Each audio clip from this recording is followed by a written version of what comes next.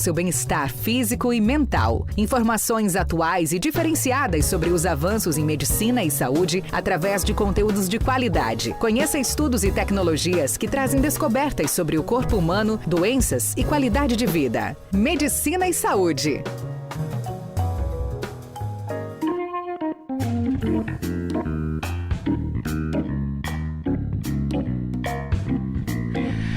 Olá, bom dia, uma excelente manhã de sábado para você que está em nossa companhia, hoje dia 8 de julho de 2023, manhã linda de inverno com temperatura já de, eu acho que de primavera, né, 20 graus e a previsão do tempo para hoje é de chuvas. E você que está aí nos acompanhando pelo rádio, pelas ondas do rádio 100.9 ou pelas nossas plataformas digitais, muito obrigada pelo carinho, pela sua audiência. É muito bom ter você aqui. E hoje o Medicina e Saúde, depois de uma pausa, de umas férias forçadas, a gente está de volta. E a nossa convidada de hoje é a doutora Adriana Viana Chaves Moraes, que é pediatra com especialidade em neurodesenvolvimento, TDAH e em crianças e também mulheres, com CRM Paraná 36482, RQE 25933. Então, para você que está em nossa companhia, fique junto com a gente que vai ser uma hora de muito bate-papo, muitos esclarecimentos e você pode tirar as suas dúvidas aí pelo nosso WhatsApp, que você já conhece muito bem, daqui a pouquinho eu dou ele novamente. Mas enfim, vamos iniciar.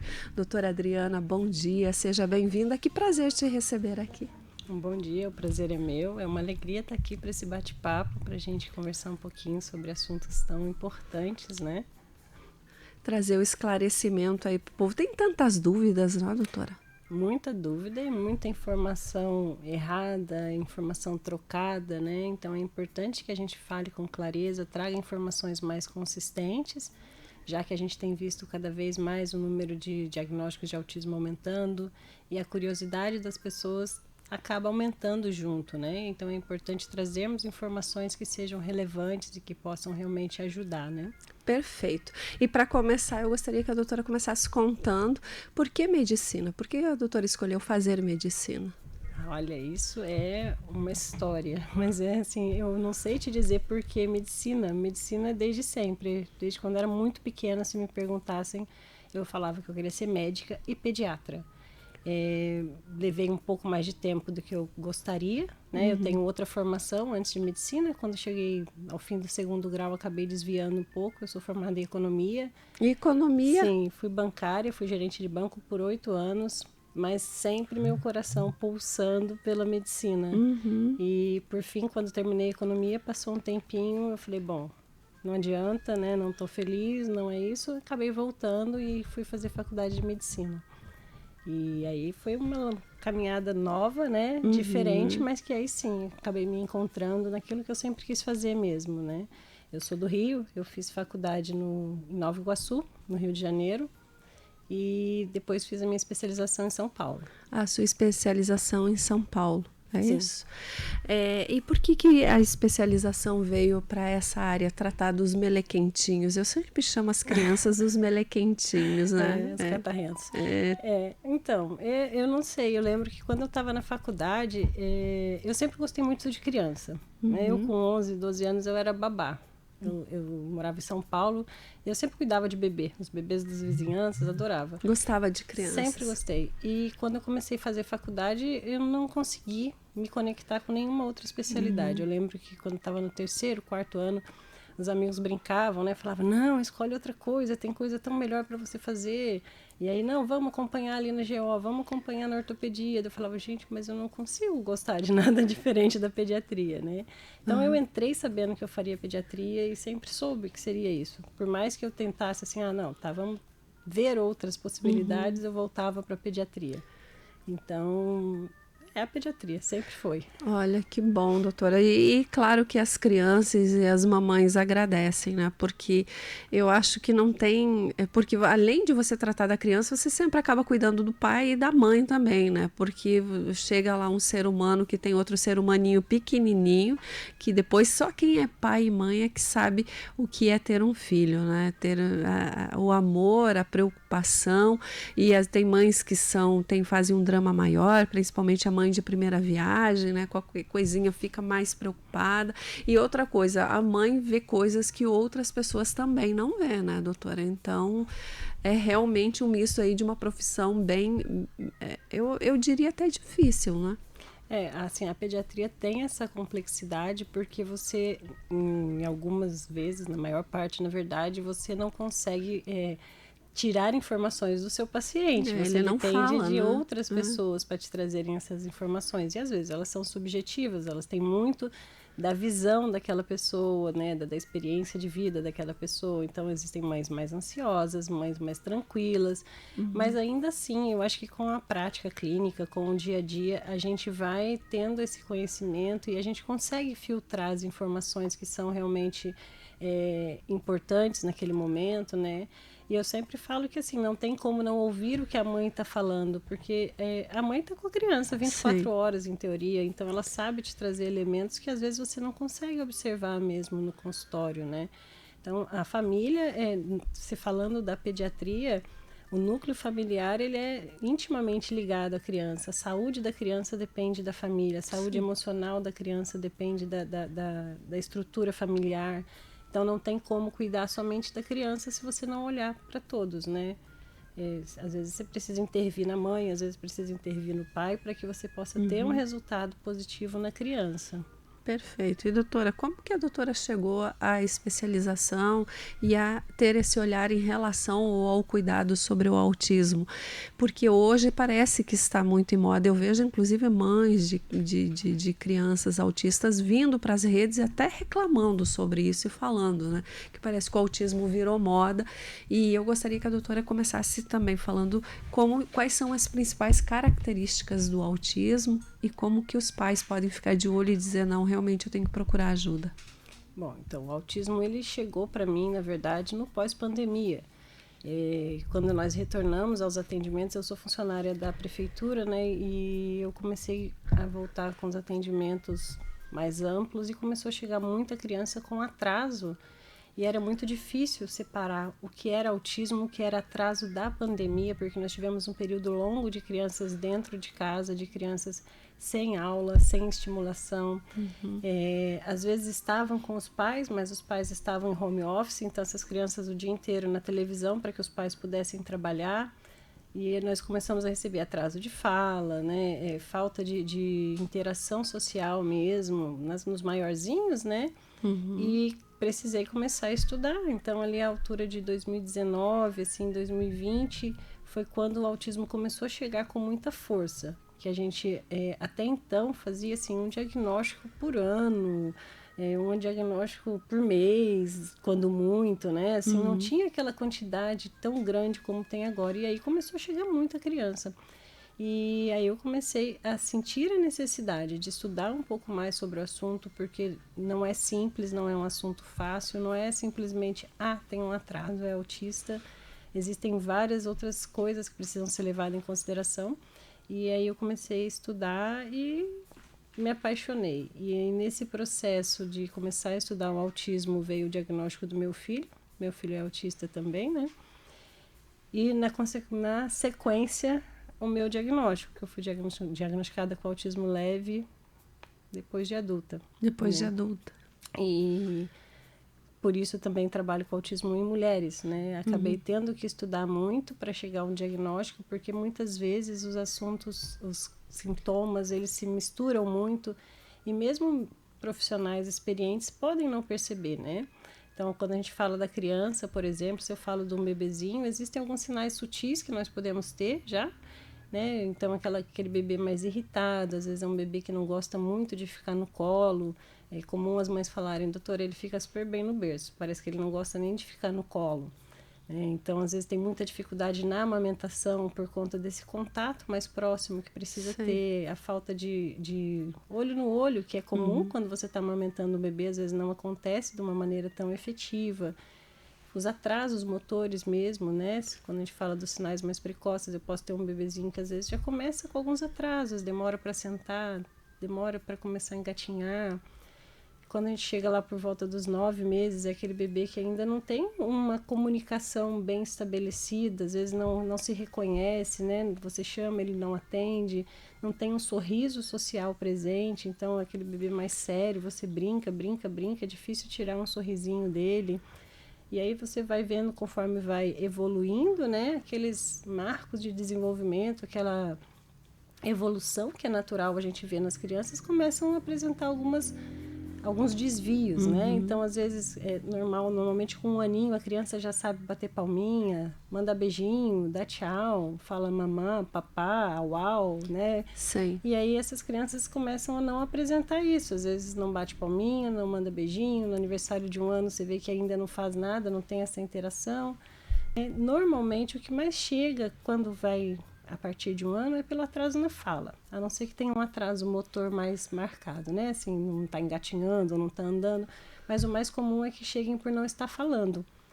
E aí a gente precisa identificar se é somente uma falha na linguagem ou se tem outras coisas. Mas a criança, normalmente, com autismo, ela vai ter uma falha também nessa socialização, não é somente uma criança que não fala.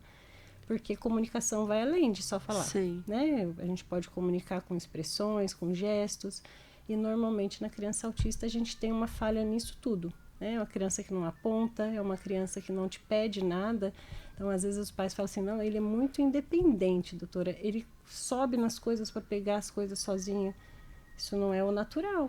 Né? O nosso corpo sempre busca fazer aquilo que é mais fácil. Então, é mais fácil eu te pedir do que eu escalar uma escada para pegar. Com certeza. Então, são detalhes que às vezes a gente vai vendo. No brincar também, né? É o prestar atenção, né? Às vezes a gente confunde muito as coisas. Se tiver alguma dúvida, a primeira coisa é procurar um profissional, né, doutora? Eu acho que, assim, percebeu alguma coisa que está diferente, né? Eu brinco que, assim, hoje em dia as mães, elas nunca tiveram outras crianças. Porque antigamente todo mundo tinha 2, 3, 4 filhos, tinha muito primo. Então, até quem não tinha filho ainda cuidava do priminho, cuidava de outras crianças. Do irmão, ajudava, sempre estava envolvido. Sabia que assim. era um bebê e conhecia o desenvolvimento do bebê, né? Hoje a gente não tem isso. Então, as famílias têm 1, 2 filhos. Se tiver o terceiro, já tem quase que se justificar. Para que tanto filho? Então, é verdade. Nossa, você é corajoso. Gente, não tem televisão. Você é corajoso, né? 3 filhos. Então, a gente vê que existe essa dificuldade, às vezes, até de conhecer o que é uma criança com desenvolvimento padrão. Então, às vezes, quando a mãe é uma mãe mais nova ou não teve esse contato, ela, às vezes, demora até a chegar, porque ela realmente não entende. Então, às vezes, chega quando vai para a escola, que aí a professora acaba observando algumas coisas e a mãe até então não tinha visto nada. Quando você faz a avaliação que você pergunta, ela fala... Não, mas isso ele já faz há muito tempo, isso ele já faz desde tantos meses. Aí você vê que os sinais estavam ali, mas que aquela mãe no momento não estava preparada ainda para reconhecer. E quando a gente fala do autismo, o diagnóstico precoce é muito importante, porque as intervenções que a gente faz, quanto mais cedo a gente faz, mais rápido a gente consegue reverter algumas dificuldades e ajudar essa criança a ter um desenvolvimento mais próximo do que um desenvolvimento padrão. Perfeito, doutora, porque daqui a pouquinho eu já vou lhe fazer essa pergunta. Mas antes eu gostaria que a doutora falasse para a nossa audiência em relação a fechar esse diagnóstico, né? Quem quando a mãe percebe alguma coisa, qual é o profissional que ela deve procurar? Olha, o diagnóstico de autismo ele pode ser feito por qualquer médico que saiba trabalhar com autismo. Né? Existe muito a questão dos pais procurarem neuro, psiquiatra, mas não necessariamente. O pediatra, por exemplo, como é o meu caso, acaba tendo um conhecimento muito grande, inclusive do próprio paciente, que a gente normalmente acompanha, né, durante muito tempo. Quando é um paciente que já vem naquelas consultas de puericultura, que a gente já está avaliando mensalmente, né? Então, às vezes, a gente mesmo acaba percebendo, porque você vai durante a consulta avaliando também alguns sinais, a gente já faz algumas testagens. Agora, se não é uma criança que está sendo acompanhada e essa mãe encontrou alguma coisa ou está com alguma dúvida, ela pode procurar o pediatra. Porque hoje em dia a gente sabe, por exemplo, que em termos de neurologistas e psiquiatras, a gente tem muito menos profissionais do que a gente tem de pediatra. Né? Então, O médico da família, mesmo na UBS, ele também pode fazer esse diagnóstico. Se ele não souber, ele já consegue pelo menos começar uma investigação e orientar essa mãe os caminhos que ela pode tomar. Mas o pediatra, normalmente, ele está muito bem preparado, porque o desenvolvimento infantil é a nossa especialidade, é o que a gente faz, né? Então, a gente trabalha majoritariamente com isso, né? Acompanha a criança, desenvolvimento. Sim. Então, é muito fácil. Quando você sabe o que é o padrão, encontrar o desvio é muito mais fácil. Então, a gente tem hoje muitos colegas que estão muito bem capacitados e vale a pena que a mãe encontrou a dúvida, leve ao pediatra dela. Embora ainda tenha aquela história de, né, eventualmente algum colega pode dizer, não, mas cada criança tem seu tempo. Hoje as mães também estão muito mais empoderadas, com muito mais informação. Então, elas também já não caem em qualquer conto, né? Você Sim. pode falar, ela vai te dizer, não, mas eu já vi que não é mais para ser assim. E eu acho que essa é a função, inclusive, da gente aqui hoje, dizer que não existe isso, cada criança tem seu tempo. Eu tenho um limite onde eu espero que a criança faça algumas coisas, que ela tenha algumas aquisições, e saiu desse limite não é porque na minha família todo mundo existe fala um tarde. Padrão mesmo, né? Sim, existe um padrão que a gente sabe que é o padrão normal. Né? Então, eu não preciso sentar aos 6 meses, mas uma criança com 9 meses que ainda não senta tem um problema. Algo tem. Sim. Tem que investigar. Tem que investigar. Não estou dizendo que é autismo ou que é qualquer outra coisa específica, mas a gente tem que saber que essa criança está perdendo o time dela. Alguma coisa não está indo adequadamente para que ela consiga atingir o que ela já deveria estar fazendo. Perfeito. Doutora, a gente se ouve muito falar também que é difícil fechar esse diagnóstico em relação ao autismo. Isso é verdade ou é mito? Não, é verdade. Assim, existem diagnósticos que são muito fáceis de fazer, né? Porque nós temos aqueles casos que são os casos mais clássicos, onde a gente tem muito comprometimento. Então, esses são fáceis.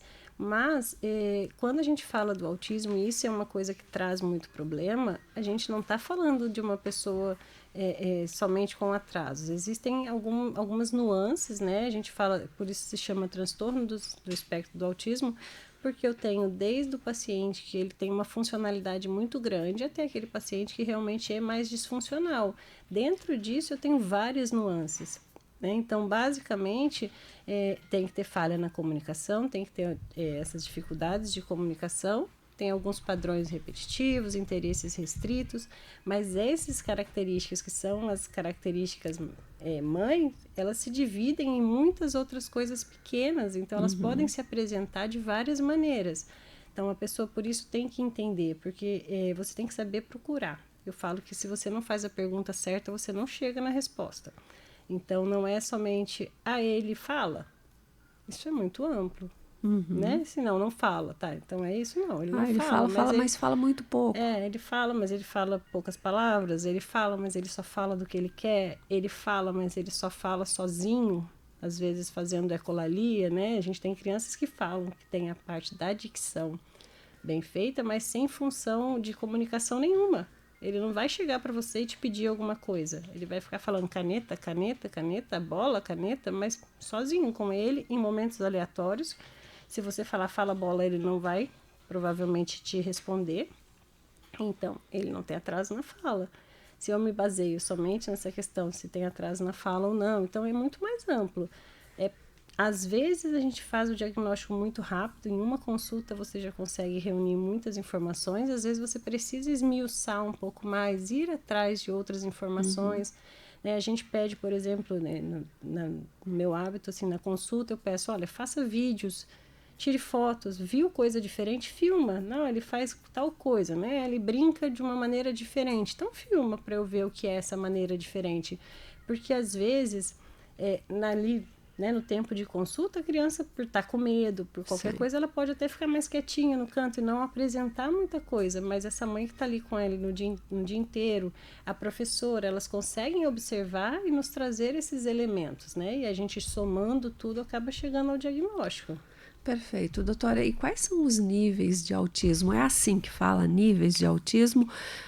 Nível de suporte. Nível né? de suporte. Hoje o que a gente fala é o nível 1, nível 2 e nível 3 são os níveis de suporte no autismo, que estão relacionados a realmente suporte, que é o apoio, que é a ajuda que essa criança precisa. quanto mais ajuda ela precisa, maior o nível. Então, o nível 3 é aquela criança que ela não tem nenhuma autonomia ainda, ou tem muito pouca autonomia, não tem comunicação. Então, ela precisa sempre de alguém intervindo, fazendo por ela ou ajudando, né? O nível 2 fica ali no meio. Quando a gente fala do nível 1 de suporte, é aquele paciente que praticamente não tem nenhuma necessidade de suporte específico. Então, não precisa de uma cuidadora na maior parte das vezes. Ele consegue fazer as atividades de vida diária, que é se alimentar, tomar banho, fazer sua higiene, fazer as coisas sozinho. Ele consegue se comunicar, mesmo que não seja o padrão, consegue ir a algum lugar, pedir, né? Então, a gente fala em nível de suporte. Nível de suporte 1, 2 e 3. Antigamente seria leve, moderado e severo. Doutora, e aí dentro desse diagnóstico, se for diagnosticado, por exemplo, um nível 1, essa criança, no nível 3, essa criança pode, com o tratamento, evoluir para o nível 1? Pode, e acontece com muita frequência. Né? Às vezes a gente tem muito diagnóstico de nível 3 por ser uma criança mais nova, então ela às vezes tem ainda muitas dificuldades, mas ela ainda não recebeu o tratamento adequado, ela ainda não está fazendo as terapias, e às vezes muito rapidamente ela migra, né, para um nível mais baixo de suporte. E o contrário também pode acontecer. Eu posso ter uma pessoa que foi diagnosticada inicialmente no nível 1 e ela progredir para nível 2 ou até mesmo nível 3. O nível 3 seria mais difícil disso acontecer, mas para o nível 2 sim, porque isso vai depender muito da demanda social, da demanda de vida. Então, o que eu espero em termos de socialização e de autonomia de uma criança é diferente do que eu espero de um adolescente. Então, quando eu estou avaliando uma criança e eu identifico que ela, né, dentro daquela idade dela ali, 5 anos, ela consegue se desenrolar bem, e eu falo que é nível 1, é uma coisa. Se ela não recebe nenhum suporte, nenhuma terapia, nenhuma ajuda nesse período e por algum motivo ela fica estagnada naquilo, quando ela chegar na adolescência, talvez ela já não se adapte. Talvez ali ela já precise de mais suporte, de mais intervenções, e aí acaba migrando para outro nível. E mesmo as alterações sensoriais podem se manifestando, outras coisas, né? Então, um adolescente, por exemplo, já precisa paquerar, já vai estar pensando em faculdade, às vezes já está num relacionamento mais amplo, né, com uma quantidade maior de amigos, e ali pode aparecer dificuldades que até então não apareciam. Na vida adulta, a mesma coisa. Então, se você se casa, se você está tendo um emprego, pode ser que ali, quando você sai de um ambiente controlado, porque a criança e até o adolescente, de certa forma, vive num ambiente controlado. Os pais estão sempre intervindo, né? Não se espera que façam muitas coisas. Quando você vai sozinho para a vida e você começa a ter que fazer outras coisas, é que aí podem começar a aparecer as dificuldades de uma maneira mais aberta, né? Perfeito. E quais são os primeiros sinais de alerta do autismo em bebês, por exemplo? Os pais que estão aí nos ouvindo, né? E crianças pequenas. E como que os pais podem reconhecê-los? Então, normalmente no bebê, ele começa muito cedo, se você tiver um comprometimento maior, com falha no contato visual. Então, são bebês que não buscam, porque é natural do bebê, o desenvolvimento do bebê está ligado diretamente a essa busca dele pelo outro, porque a gente aprende por cópia, imitando, né? Sim. Então, se o bebê não tem essa busca, isso é uma questão de sobrevivência, a gente já tem uma falha. Então, aquela criança que você está chamando a atenção dela, ela não te olha, ela está ali olhando para o brinquedo, mas ela não presta atenção na voz da mãe que está ali chamando, ou de outra pessoa, né? Então, a gente tem essa troca da pessoa pelo objeto, não tem interesse no próximo, né? No ser humano. Não faz esse contato visual muito prolongado, às vezes você está ali brincando, a criança desvia, ela não tem essa troca, a gente fala que não tem uma atenção compartilhada, então você está ali chamando a atenção, se outra coisa aparece, é natural, estiver conversando com você, alguém abrir a porta, você dá aquela olhadinha. E a criança não, ela fica ali focada numa coisa só, você pode derrubar, bater a porta, fazer, ela já não chama muita atenção.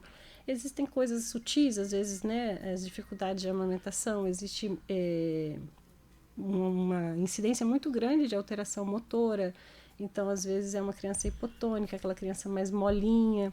Então, dentro do bebê, assim, em termos pela comunicação, né, não balbucia, É natural, o bebê com 2 meses, 3 meses, você começa a falar com ele já tá olhando sua boca e fazendo a mímica facial, tentando mexer a boquinha, né? A gente começa a fazer aqueles gritinhos, 3, 4 meses já tá dando um gritinho, isso tudo é comunicação, ele tá tentando fazer aquilo que ele tá vendo a gente fazer. 6, 7 meses, começa ali com aquela lalação e babá, e aí você vê que essas vezes a criança não faz. É uma criança, às vezes a mãe fala assim, doutora, nem parecia que eu tinha neném em casa. Ele era tão quietinho, não chorava, não fazia nada, o que fizesse com ele estava bom. Se deixasse o dia inteiro no berço, ficava. Isso não é padrão. Ou pecado. Mas não é padrão, né? Tadinho. O bebê não vai fazer isso, um bebê padrão. Ele quer estar no colo, né? Sim. Normalmente ele pede pelo colo, ele chama atenção. Então a gente observa essas dificuldades. Quando a gente fala nesses sinais no bebê muito pequeno, às vezes são mais sutis, mas nos dá uma oportunidade de intervir muito cedo também, né? De fazer esse tratamento. De começar a ajudar já desde muito pequenininho. Aí agora vai entrar uma pergunta, né, para você pessoal, porque você contou pra gente na abertura do programa que você agora, depois de adulta, né, foi diagnosticada com autismo. E em relação a isso, por que demorou tanto tempo para você, doutora? Muito provavelmente porque não tinha assim, as informações da maneira que tem. O autismo em mulher, ele é muito diferente, em menina também, né? Tudo que a gente tem voltado em estudos para autismo, os testes que a gente tem, eles são, na maior parte, majoritariamente feitos com meninos. E a mulher tem a capacidade de comunicação muito modificada, né? A gente fala muito mais que os homens. Existe essa diferença? Existe. Então, às vezes, na menina, eu não vou buscar os mesmos sintomas que eu busco no menino. Né? O menino, normalmente, ele apresenta sinais bem mais clássicos daquilo que a gente conhece como autismo. Hoje em dia, já se tem muito estudo na área, né? Evoluiu bastante, então a gente já tem áreas de pesquisas específicas para autismo em menina, porque quando começou, o autismo acreditava-se, inclusive, que era uma doença somente de menino. Uma doença não, né? Desculpa, é hábito, mas é um transtorno somente de meninos, né? Um transtorno do neurodesenvolvimento que só se observava em meninos. E provavelmente por conta até de questões culturais, né? Então as mulheres naquela época não estudavam tanto, não trabalhavam, então ficava dentro de casa e acabava tendo uma intervenção indireta, porque se você fica em casa e o que você precisa é aprender a cuidar da casa, passa o dia inteiro aprendendo. Se você não tiver um comprometimento muito intenso, você vai aprender. Diferente dos meninos, que acabava tendo uma demanda de que precisa ter uma profissão, outras coisas, e acabavam apresentando mais dificuldades, né? Então, hoje em dia a gente já sabe, por exemplo, na comunicação, por isso eu digo que não é só questão de tem atraso na fala. Não, a comunicação ela pode se dar de maneira errada de várias maneiras, né? De maneira fora do padrão. Então, posso ter uma menina que fala demais, que fala o que não é para falar, que fala, mas só fala com algumas pessoas, que fala, mas só fala em alguns momentos. Então, a gente tem várias diferenças que a gente pode observar. Não que não possa acontecer isso nos meninos também, mas que nas meninas acontece com muito mais frequência. Aí está a nossa diferença entre homens e mulheres, né? Que são fisiológicas e há que ser respeitadas, né, doutora? E pode acontecer de uma criança nascer e em nenhum momento demonstrar nenhum desses sintomas e chegar lá nos 7, 8 anos e começar a apresentar os sintomas e inclusive na característica 3, por exemplo? Não. Aí a gente não vai falar de autismo, aí ela provavelmente vai ter alguma outra injúria. O autismo ele tem que começar com sintomas obrigatoriamente na primeira infância, nos primeiros 3 anos de vida. O que acontece, às vezes, é realmente de não serem identificados quando eu estou falando de um autismo nível 1. Então, às vezes, são coisas mais sutis, então, às vezes, são coisas até que todo mundo achava muito bonitinho, né? Nossa, começou a falar super cedo, falava super bonitinho, com 2 anos formulava frase, contava história, falava palavras difíceis, começou a ler sozinho, isso já também é um desvio de padrão, é que as pessoas sempre pensam no desvio como para menos, mas eu também tenho desvios para mais e que podem sinalizar alguma alteração do desenvolvimento. Nossa, ele tem o QI elevado. Nossa, ele é muito inteligente, ele sempre foi muito inteligente, ele com 10 meses já falava, você fala, uou. E essa criança vai focar sempre em algo relacionado, né? Normalmente existe o hiperfoco, né? Ela escolhe um assunto e ela começa a se interessar, não pode, sabe, tudo de dinossauro. Fala o nome de dinossauro, a gente nunca ouviu falar, e ele fala o nome daquele dinossauro, você fala de onde aprendeu e como gravou isso com tanta facilidade, né? Isso pode acontecer, esse hiperfoco. Olha que coisa impressionante. Doutora, já são 8h41. Passa rápido, viu? Uau! Nós vamos para um breve intervalo comercial. A doutora toma mais um golinho de água e a gente volta. E aí a gente vai voltar e eu vou deixar já a seguinte pergunta para a doutora. Quais são as opções de tratamento disponíveis para crianças com autismo e quais as abordagens terapêuticas que a doutora recomenda? Não responde. A gente vai lá e volta já.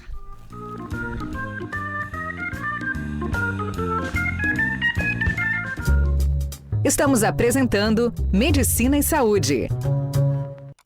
Você está preparado para conhecer o novo, se surpreender e se apaixonar?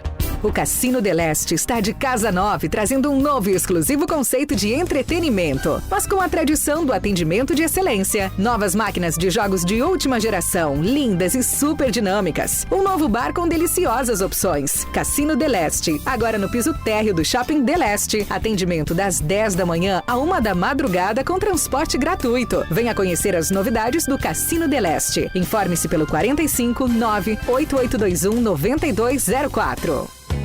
Um centro cirúrgico incomparável. Day Medical Center e Hospital Costa Cavalcante, juntos para oferecer em Foz do Iguaçu uma estrutura premium na área da saúde. Tudo pensado para o máximo conforto dos pacientes e profissionais da saúde. Agende sua visita pelo WhatsApp 45 3198 9161 ou 99935 2157. 3 países, 2 fronteiras e agora um Medical Center de padrão internacional. Você merece requinte e bom gosto. Na Paraná Decor, as mais lindas sugestões para renovar o ambiente da sua casa. Móveis, cortinas e toldos. Paraná Decor. Detalhes que fazem a diferença. Avenida JK 2733. Telefone 3027-2008 ou www.paranadecor.com. Super promoção nas lentes que filtram a luz azul-violeta na Ótica Samir. A luz azul é emitida por telas digitais, como computadores, TV, smartphone, e este mês nas Óticas Samir com 50% de desconto. Apenas 10 vezes de R$ 9,90 na visão simples. É isso mesmo, 10 de R$ 9,90. Ótica Samir, maior rede de óticas do oeste do Paraná com 5 lojas em Foz. Ótica Samir, a visão que faz sorrir. A catarata é uma das maiores causas de cegueira no mundo. Normalmente surge após os 60 anos. A doença ocorre quando o cristalino perde a transparência, fazendo com que a imagem fique sem nitidez. A cirurgia para a correção é rápida, a recuperação é tranquila e o resultado é excelente. Com o procedimento, o paciente consegue ter de volta sua visão com qualidade. Agende uma consulta. O Hospital de Olhos de Cascavel, há 30 anos dando cor à sua vida. Chegou a tão aguardada Portas Fechadas Foz Star Calçados. Prepare-se para ofertas irresistíveis de 6 a 9 de julho. Botas e coturnos, compre 1, leve 2. Tênis Nike, Adidas e Puma com 50% de desconto. Tênis Fila e Olímpicos selecionados por R$ 129,99. Toda loja com promoções imperdíveis. Não perca, de 6 a 9 de julho. Liquidação Portas Fechadas é na Foz Star Calçados, a estrela da Vila Portes. 8h47. Estamos de volta. Medicina e Saúde.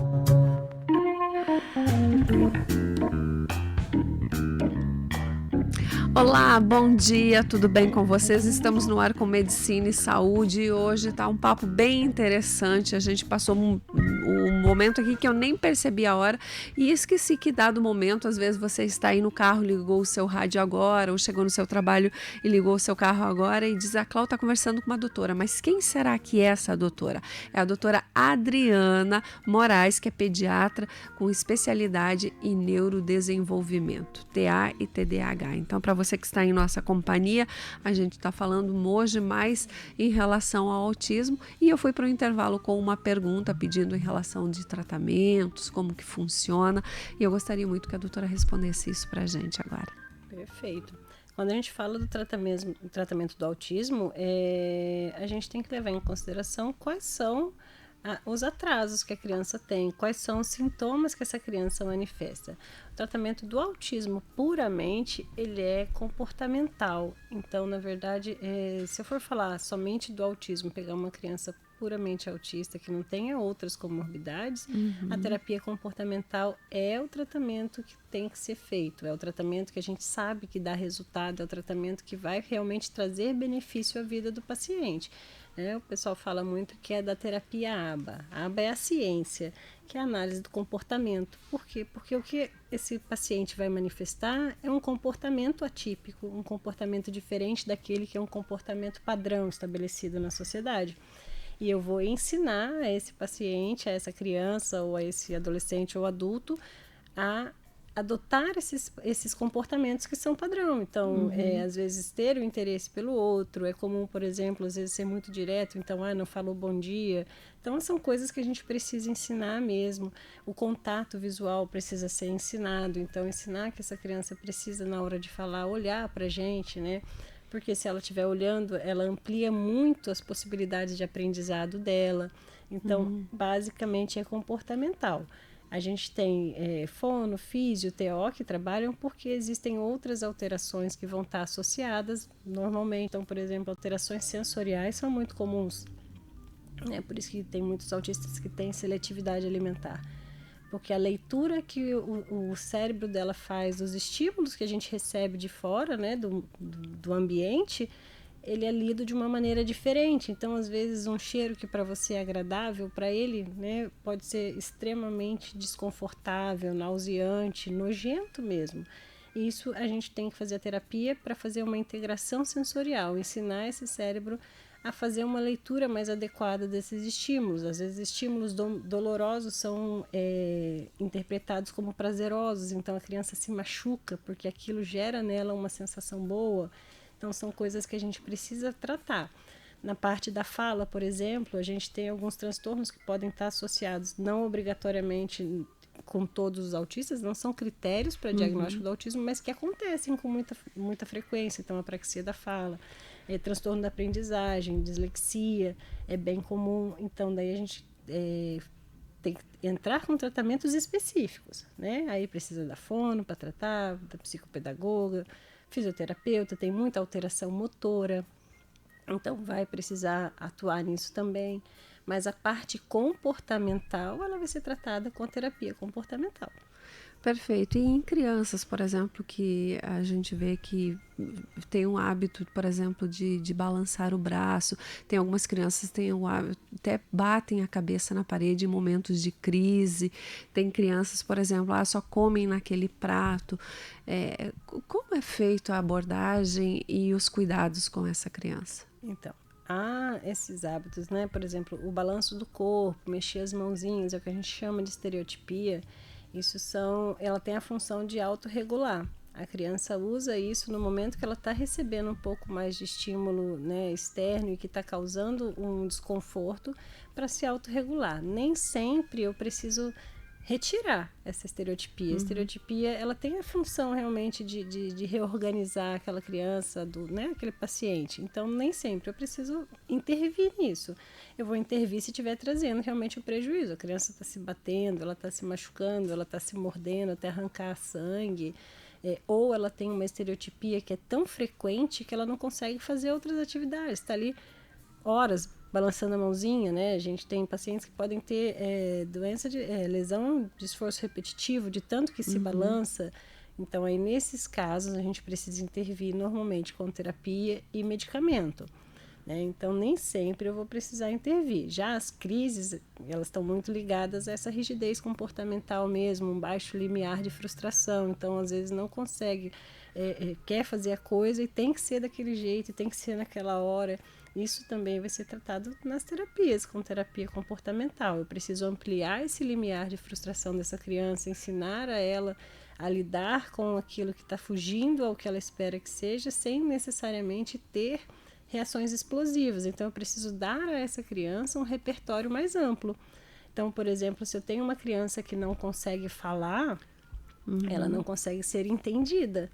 Sim. Então, isso vai gerar nela mais estresse, mais irritabilidade. Se eu começo a dar a ela um repertório de comunicação, mesmo que não seja falando, então a gente tem maneiras alternativas de comunicação, através de figuras, né, de gestos, eu já diminuo essa irritabilidade, porque automaticamente ela já tem uma outra maneira de se comunicar. Porque todo gesto, toda ação, todo comportamento dessa criança, ele não é em vão. Ele está te trazendo uma comunicação que ela não sabe te trazer de outra maneira. Então, eu preciso dar a essa criança uma outra maneira de comunicar. Se a criança só sabe pedir as coisas se jogando no chão, gritando e chorando, é porque em algum momento ela conseguiu algum benefício com esse comportamento, né? E ela aprendeu que é daquela forma que ela vai conseguir. Que é daquela forma, dentro do repertório que ela tem, aquela é uma forma que funciona. E ela não tem um repertório muito amplo, ela não vai conseguir ainda argumentar ou questionar, ela vai se comportar assim. Então, às vezes, a gente precisa entender o que é realmente que está por trás do comportamento, para aí você conseguir modificar o comportamento, dando uma outra maneira dessa criança se comunicar. Hoje a gente vê muito, por exemplo, crianças em restaurantes, crianças em lugares públicos, assim, né? Às vezes está fazendo, gritando, né? E você que é de fora olha e pensa, nossa, mas como essa criança é manhosa, será que a mãe não consegue tomar uma atitude lá, né? Criança gritando, esperneando porque quer alguma coisa. Aí a mãe vai lá e diz, olha, tá vendo? Por que é desse jeito? Ela deu, não devia ter dado, era uns petelecos nessa criança para ela não ter feito isso. É muito difícil também para os pais, para as pessoas, né? Porque você tem que se socializar, você vai estar em lugares públicos e até você conseguir isso é uma luta muito grande, né? Sim, é difícil. E assim, é difícil você separar, eu falo que separar o joio do trigo é muito difícil. Como porque separar? A criança, autista é criança. Ela faz pirraça também. Nem tudo é crise. E às vezes é muito difícil você separar o que é, né? Eu brinco que assim, se é aquela crise que só acontece na casa da avó, porque a avó faz tudo, pode esquecer. Isso não é crise, é pirraça. Né? Então a gente tem que também entender isso. Não é porque tem um transtorno que deixou de fazer as outras coisas de criança, de ter uma saúde parecida com a de outras crianças. É criança. Então existe a pirraça, existe essas outras coisas também. Eu brinco que se ela começou porque ela quer a caneta, ela começou a gritar. Se você der a caneta e ela parar, pode saber que ela está fazendo pirraça, porque a crise mesmo, ela é uma crise disruptiva. A criança não tem mais controle. Ela começa e ela não consegue parar. Ela vai até o fim, até o corpo dela estar exausto e aí ela para. Aí depois fica com sono, a criança fica cansada mesmo. Ela tem um sofrimento físico quando ela tem aquela crise, né? E aí o que pode acontecer às vezes é da pirraça por fim virar crise, se a gente não souber manejar. Mas mesmo na pirraça com a criança, você também tem que saber manejar, mesmo se for uma criança típica, né? Você não pode deixar a criança 30 minutos rodando pelo chão e aquilo também vai trazer um sofrimento. Então, na verdade, todo comportamento que é dito inadequado, seja na criança típica ou atípica, deve ser manejado de uma maneira adequada para diminuir. Porque a gente sabe, realmente, como você disse, você vai no restaurante, você vai no shopping, daqui a pouco a criança se estica no chão, começa a chutar, gritar, cuspir, fazer um monte de coisa. Então, todo mundo para, todo mundo olha, todo mundo julga, a gente não sabe se segura a criança, se esconde, se sai correndo, né? Se você não faz nada, vão falar que você é frouxo, que você não fez nada com a criança. Se você faz alguma coisa porque você é grosso, você não entendeu que é só uma criança, você não sabe nem o que fazer naquele momento. O que eu faço nesse momento aqui, que é cavar um buraco e entrar lá dentro, né? Eu falo que é só não olhar, gente. É só não olhar, porque a gente não sabe o que está acontecendo ali. Hoje, inclusive, eu acho que até com a avalanche de informações que a gente tem, seja as certas ou as erradas, a gente percebe que as pessoas estão mais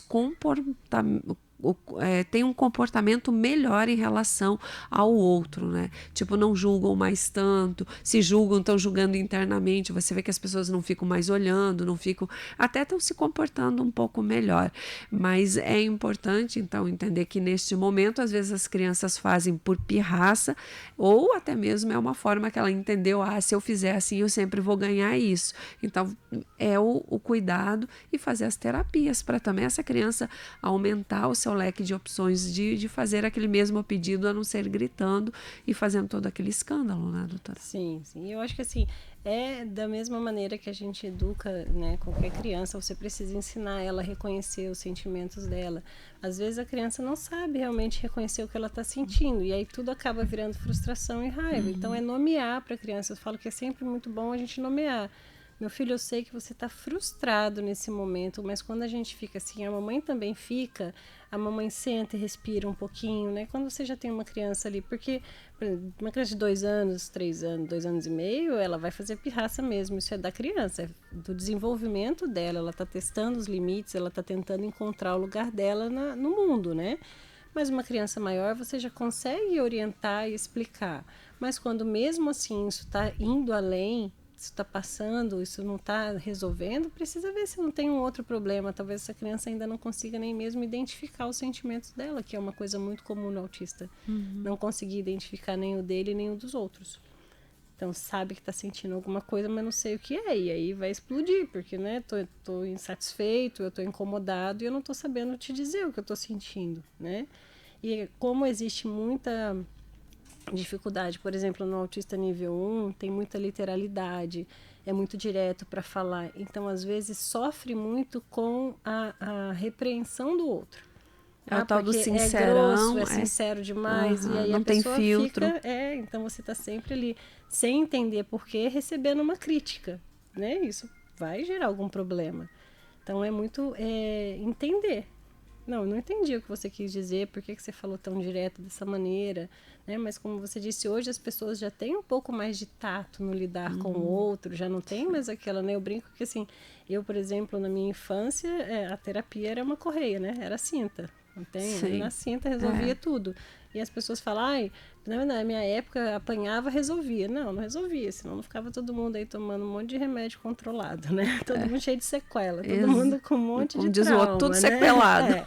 Tudo com trauma. Mas não morri, mas tomo 5 remédios. Se fala muito hoje em relação a isso, né? A nossa geração fala muito isso. Antigamente a gente corrigia, dava umas pancadas, se resolvia tudo. Hoje, agora é autismo, é TDAH, também se fala muito nisso. E aí fica uma dificuldade para os pais. Como a doutora falou para a gente, foi diagnosticada adulta com autismo. Talvez lá na infância, quantas pessoas já sofreram, passaram por esses problemas? Essa criança não muda, não, né? Olha, não sei mais o que fazer com essa criatura. Como dizia a minha mãe, qual é a minha sina que eu tenho para merecer isso? Daí é na base da medicina da população, né? Eu, por exemplo, eu tive seletividade alimentar, eu não comia comida até 8 anos de idade.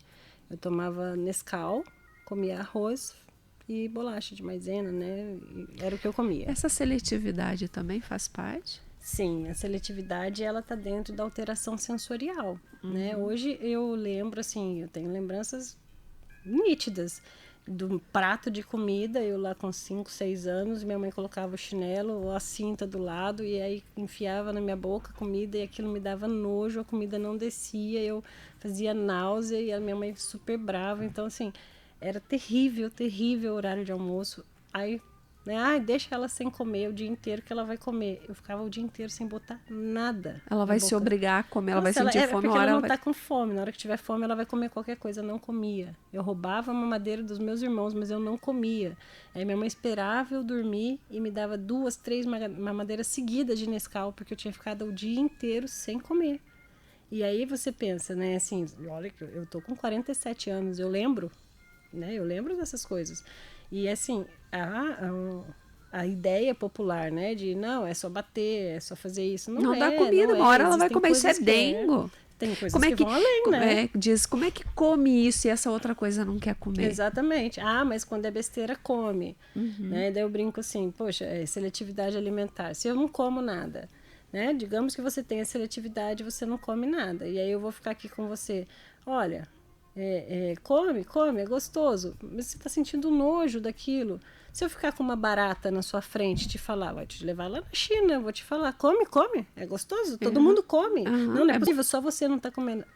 Vai ficar gostoso para você só porque eu falei? Não. você vai continuar não conseguindo tolerar. Existe uma alteração além do que simplesmente todo mundo come. Claro, seletividade alimentar não é, não gosto de banana, não.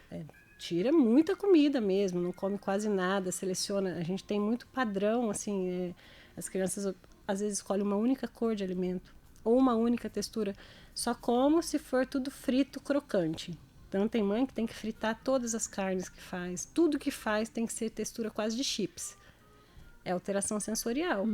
Quando coloca outra textura na boca, pastoso, é nojento. E essas crianças normalmente manifestam em várias coisas. Então são crianças, por exemplo, que não brincam de massinha, de slime, porque não tolera pegar aquela textura, não anda descalço, não consegue pisar na grama. Então tem várias alterações, né?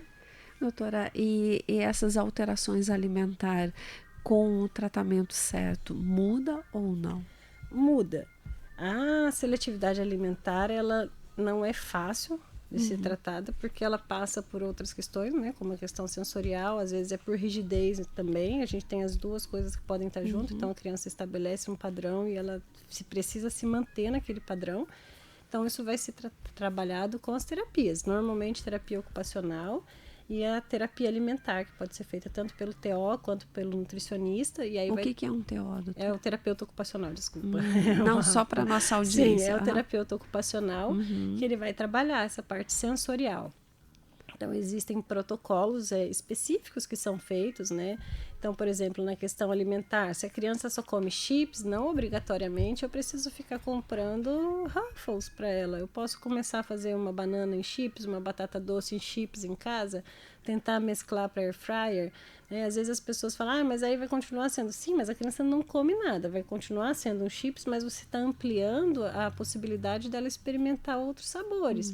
Então, é uma terapia longa, é uma terapia que tem que ter muita ciência por trás, tem que ter muita técnica, não é fácil, porque não é simplesmente porque a criança não quer comer, a criança não consegue mesmo, então a gente precisa ampliar. Mas quando eu restringo um grupo alimentar inteiro, a chance dessa criança ter falta de vitaminas, de minerais é muito grande, né? E isso restringe a vida social dessa pessoa quando for adulta. Se eu levo uma seletividade até a vida adulta, como eu vou numa festa? Como eu vou num jantar, né? E também até pelas próprias vitaminas que o organismo precisa para crescimento, para desenvolvimento. Sim, essas crianças têm que ser suplementadas, a gente precisa estar fazendo exame, controlando tudo, né? Porque inevitavelmente vai ter algum problema, né? Perfeito, doutora, já são 9h03, não podemos encerrar esse bate-papo sem perguntar para a doutora Adriana o seguinte: filhos autistas, necessariamente um dos pais é autista? Não. Nós podemos ter pessoas que são as primeiras na família, a gente tem os fatores genéticos e ambientais envolvidos, mas não necessariamente precisa já ter alguém na família que seja autista.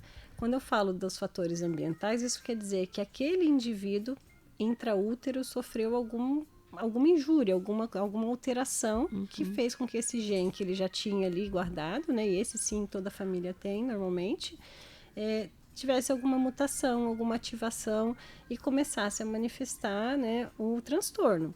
Mas a gente tem 80% de herdabilidade. Isso quer dizer que em 80% dos casos a gente busca e a gente sempre encontra alguém na família. Inclusive é muito comum no processo avaliativo dos filhos, a gente na hora da entrevista ali, um dos pais já começar, mas eu era assim, eu sempre fui assim, mas a minha mãe me falava que eu era assim.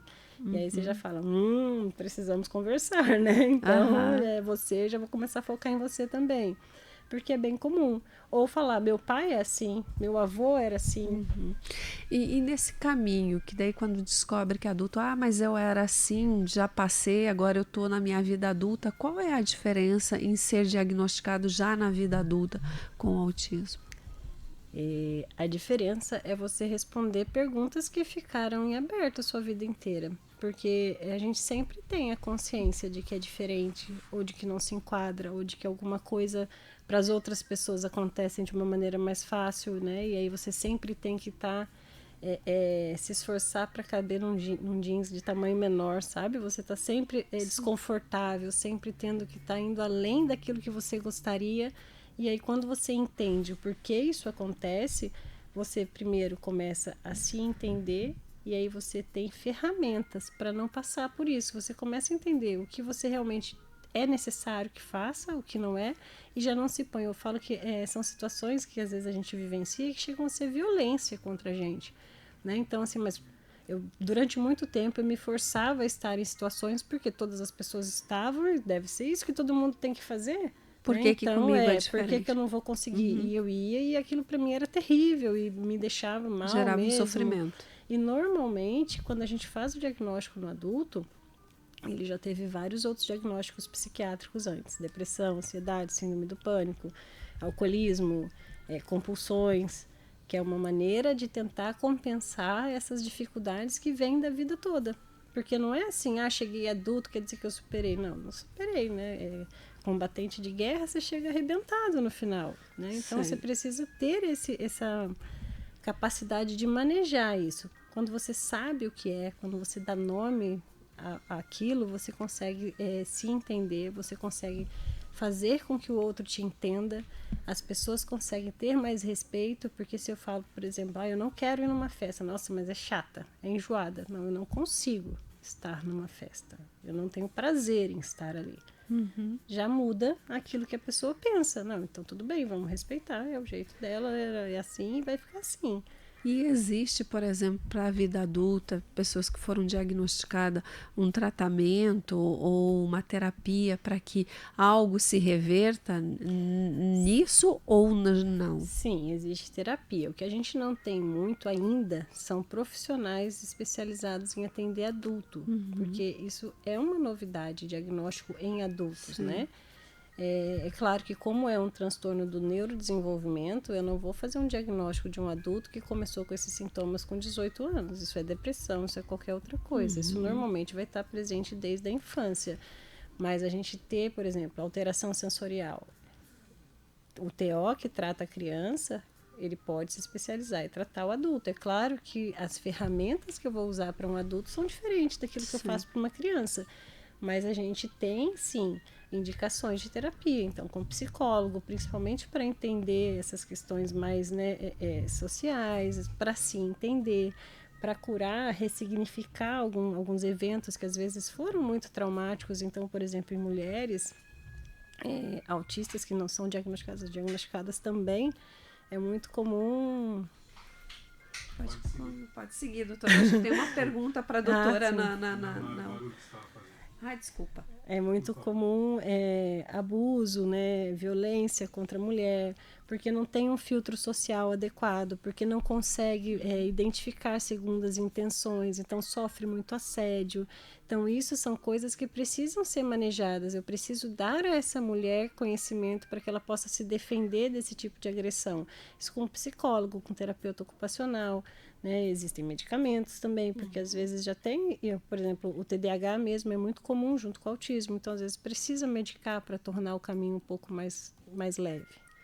Perfeito. Doutora, a Silvana Canal, que bom que você cutucou, moça, porque a Silvana Canal mandou mensagem aqui no meu WhatsApp dizendo o seguinte: que assunto interessante, excelente, dando aí os parabéns para a doutora.